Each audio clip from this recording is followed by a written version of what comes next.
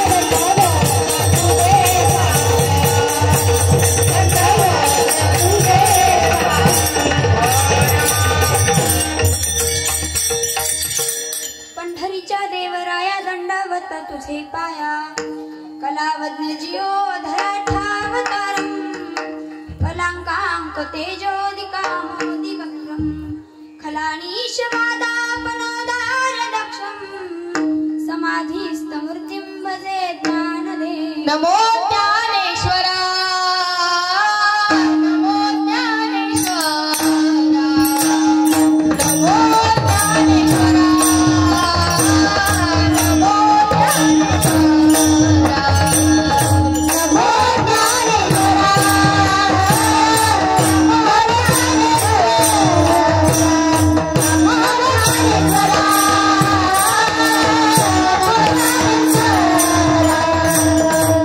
Oh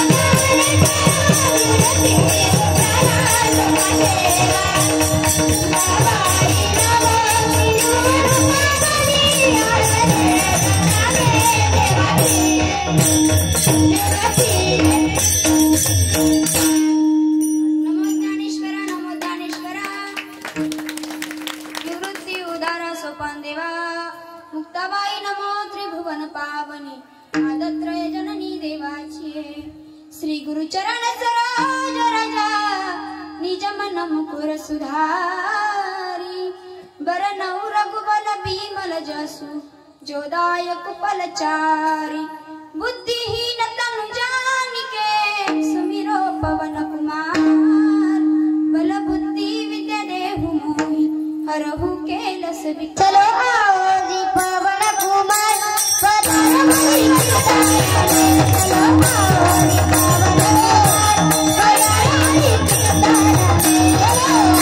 जी पवन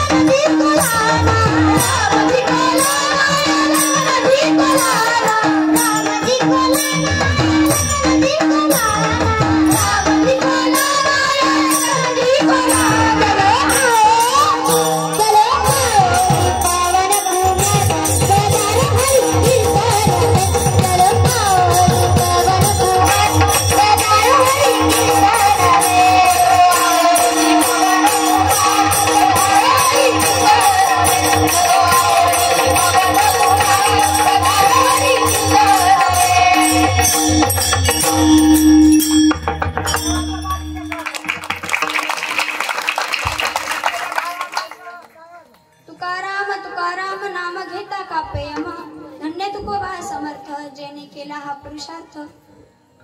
मौजे आसुला तालुका जिंतूर जिल्हा परभणी सालाबाद प्रमाणे अनेक वर्षापासून चालू असलेला अखंड हरिनाम सप्ताह यामध्ये श्रीमद भागवत कथा ग्रंथराज ज्ञानेश्वरी पारायण आणि श्री तुकोपनिषद म्हणजेच तुकाराम महाराज गाथा या तिन्ही ग्रंथांची सेवा चालू आहे। हे तिन्ही ग्रंथ जीवनाला सुख दुःखाची वजाबाकी करणारे आहे। ग्रंथराज ज्ञानेश्वरी आणि तुकाराम महाराज गाथा हे जगायचं कसं हे सांगतात आणि श्रीमद भागवत मरायचं कसं हे सांगतात। विठ्ठल विठ्ठल विठ्ठल विठ्ठल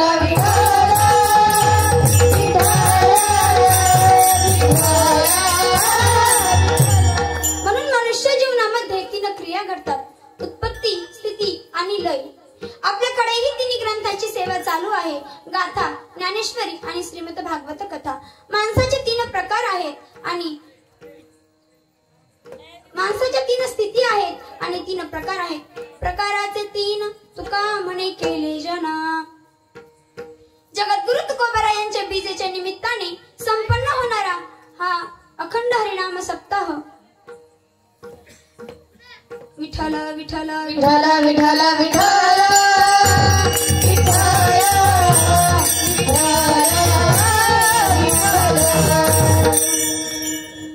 बीजेच्या निमित्ताने अखंड हरिनाम संपन्न होणारा हा अखंड हरिनाम सप्ताह यामध्ये मला तिसऱ्या दिवसाची सेवा माझ्यासारख्या बालिकेला आली मी माझे परम भाग्य समजते।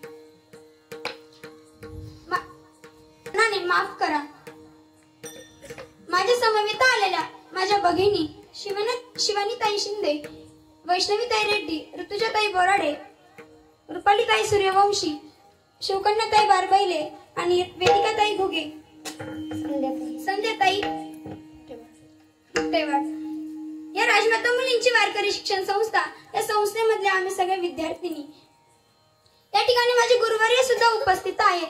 त्यांच्या चरणी नतमस्तक होते. माऊली महावैष्णव ज्ञानोबरांच्या चरणी नतमस्तक होते. माझ्या माते पित्यांच्या चरणी नतमस्तक होते आणि कीर्तनाला प्रारंभ करते. विठ्ठल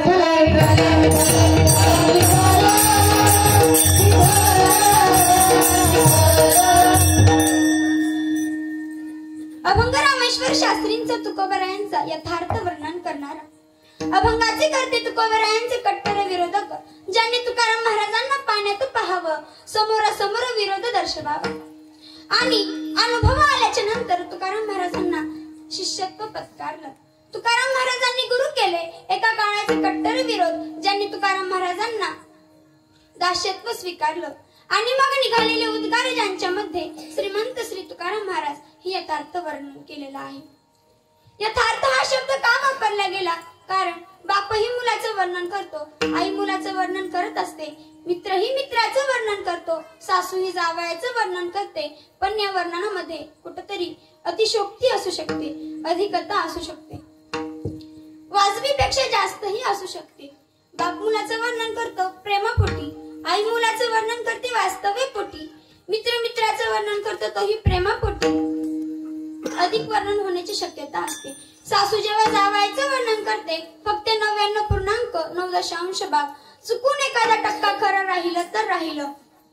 सासू जेव्हा जावयाचं वर्णन करते अधिकता वर्णन करते. जेव्हा वैरी वर्णन करू लागतो तिथे वशिलेबाजी नाही. म्हणून रामेश्वर शास्त्रींनी तुकोबरायांचे यथार्थ वर्णन केलेलं आहे. हेच यथार्थ वर्णन. विठ्ठल विठ्ठल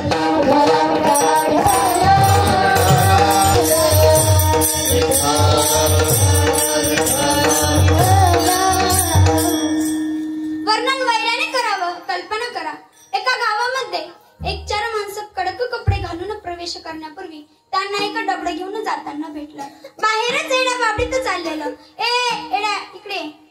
त्यांनी सहज विचारलं, आपण याच गावचे ना? अमुकाचं घर कुठे?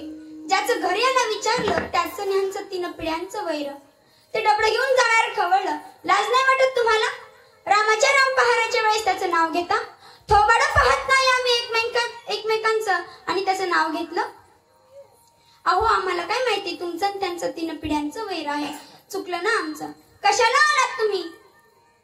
बस आता आमचं आम्ही बघून घेऊ. कोण्या गावचे तुम्ही? बस नका आता चौकशी करू. नाव विचारलं, रागवू नका. आमची मुलगी डॉक्टरच्या कोर्सला आहे आणि त्यांचाही मुलगा डॉक्टर आहे म्हणून कळालं. या उद्देशाने आम्ही तुम्हाला त्यांचा पत्ता विचारला, पण तुम्ही त्यांचे 3 पिढ्यांचे वैरी निघालात. ते आता आमच्या पाठ झालं 3 पिढ्यांचं वैर. विठ्ठल विठ्ठल विठ्ठल विठ्ठल.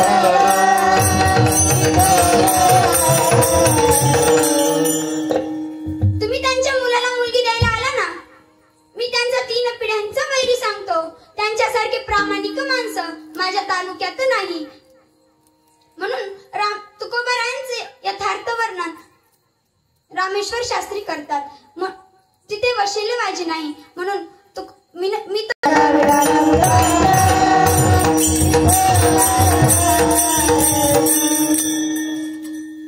व्यक्तीची जवळीला तत्व साधली म्हणजे व्यक्तीचं महत्व कळालं असं नाही. जर कळालं असतं तर लक्षात घ्या पुढचं रामायण घडलं नसतं. जर कैकेयीने भरताला ओळखलं असतं तर आपला मुलगा भगवान आहे. तर यशोदा मातेला कळालं असतं तर गणपतीला नवसच केला नसता. गणेश गेलिया उत्तम गुण. भगवान परमात्मा गोकुळामध्ये खोड्या करू लागले तेव्हा काही वयस्कर गवळणी यशोदामाईंना म्हणाल्या, यशोदामाई, तुम्हाला असं वाटतं का बरं तुमच्या बाळाने खोड्या करू नये? हो, मग एक करा, संकष्ट चतुर्थीचं व्रत तुम्ही करा. संकष्ट चतुर्थी व्रताचा अवलंबन करा. यशोदामाईंनी हे व्रत केलं असं श्रीकृष्णाला कळालं. आपल्या मम्मीने गणपतीचं व्रत केलं आहे म्हणून श्रीकृष्ण 1 महिना खोडी नाही केली. 1 मास देवे खोडी नाही केली. 1 मास देवे खोडी नाही केली. 1 मास देवे खोडी नाही केली. 1 मास देवे खोडी नाही केली. 1 मास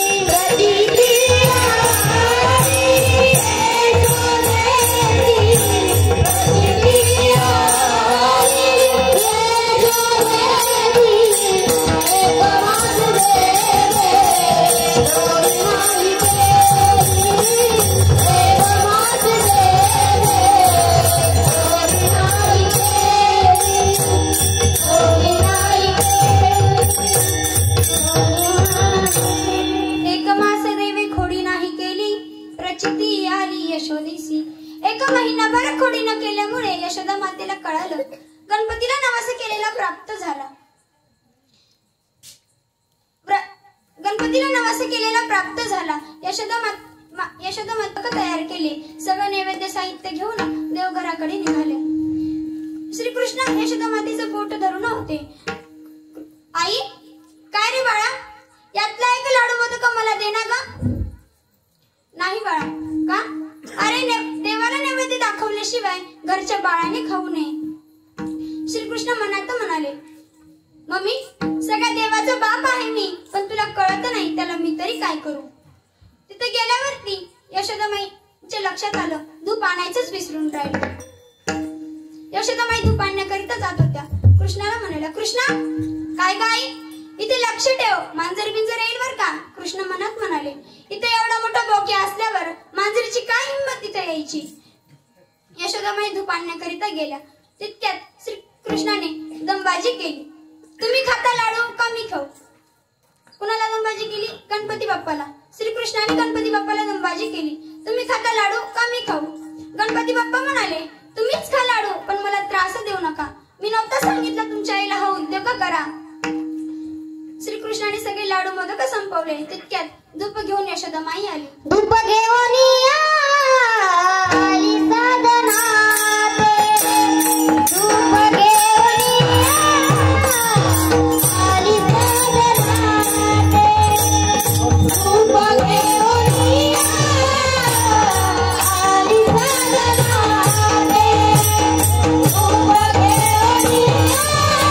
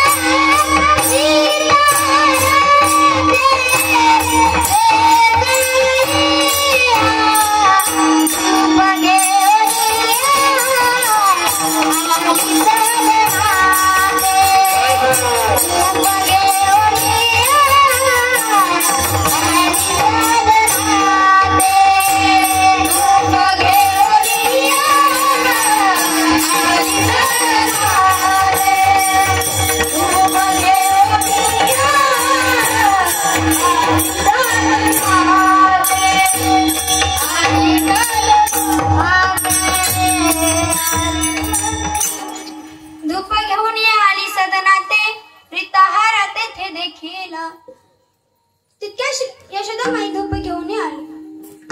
कृष्णा, काय गाई, सगळे लाडू मोदक काय झाले.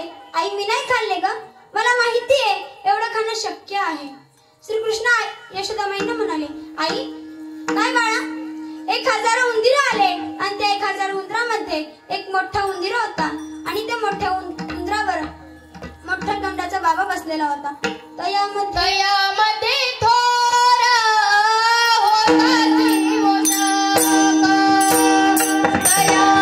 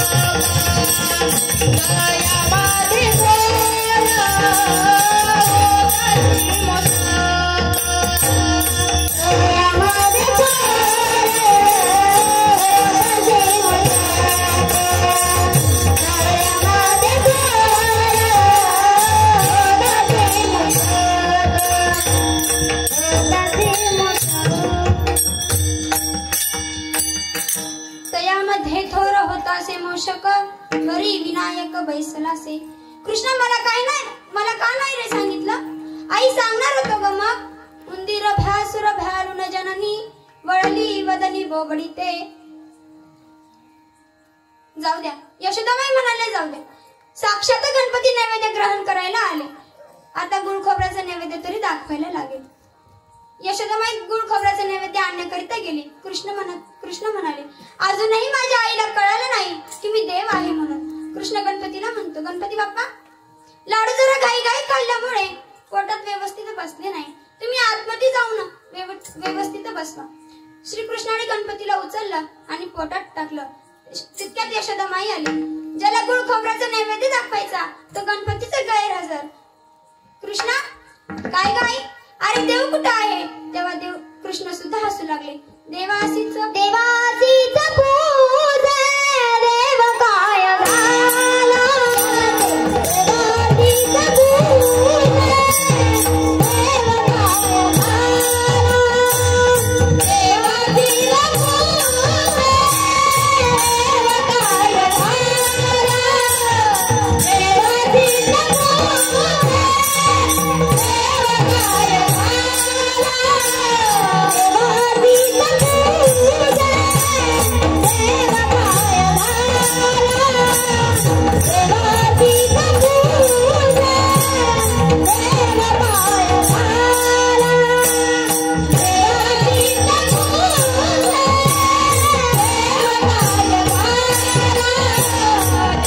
देवासीच पूजा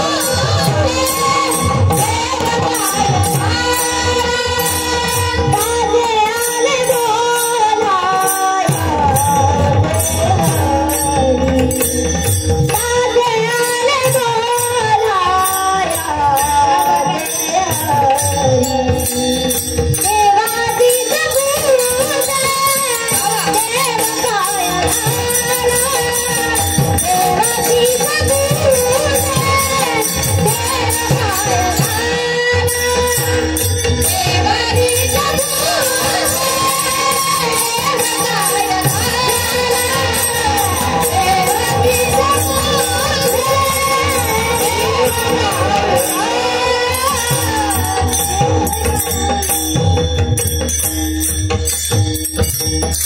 देवासीच पुसे देव काय झाला तासे आले बोलायाचे हरी.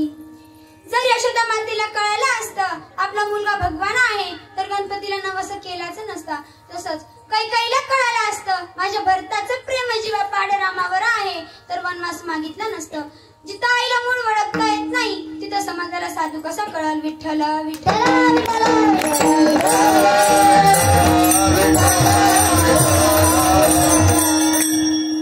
आपल्या सारखेच कपडे घालतात, आपल्या सारखेच व्यवहार करतात. त्यांना सामान्य माणूस म्हणता येतात. संतनवती माना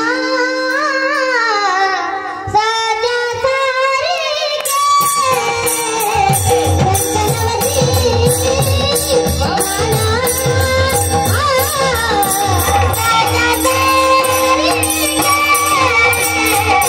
संतनवती माना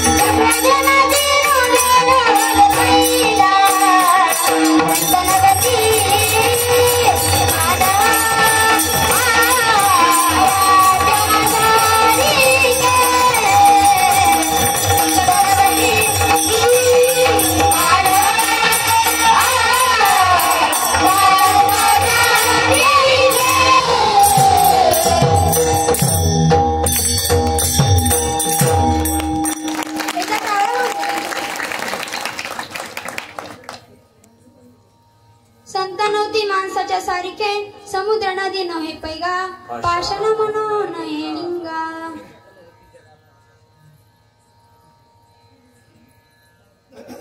जे आपल्यासारखे दिसत असले त्यांना सामान्य माणूस म्हणता येत नाही. केंदूरचे कानोपाटक नावाचे संत केंदूरला होऊन गेले. त्यांची कीर्ती ऐकून काशीचे विद्वान पंडित त्यांना भेटायला आले.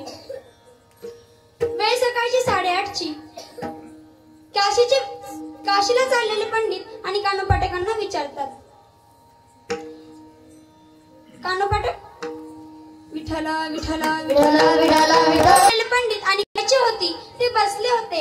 एक पाठीवर चढत होता, एक खांद्यावर चढत होता आणि एक मांडीवर बसले होते. 2-3 लेकरं खेळवत बसले होते आणि त्यांना विचारतात, कानोपाट आपण याच गावचे ना? कानोपाटक नावाचे संत कोठे राहतात? ते उभे झाले. कानोपाटक तर मीच आहे. अरे तू काशीपर्यंत कीर्ती आली. मला वाटलं उठल्या शास्त्राचा अध्ययन करत असशील, पण इकडे लेकर खेळवत बसला. कसला साधू तू? असं मला लेकर असल्यामुळे साधू नाही ना म्हणतायत. मग सगळी लेकर समोरच्या विहिरीत टाकतो. आता झालो का साधू? आता कशाचा साधू? अरे पुढचे लेकर विहिरीत टाकले, स्वतःच्या लेकराबद्दल जाय नाही. दुसऱ्याच्या लेकराच्या नरड्यावर पाय द्यायला कमी करशील का तू? असं नसू द्या साधू. काशीवरून माझ्या नावावर तुम्ही आलात, मग 2 घास जेवण करून जा. जेवण तुझ्या घरचं ते बघू लागले. अरे आत्ताच लेकर मारली, सुटकातलं खातो कमी, काशीचा पंडित आहे. असं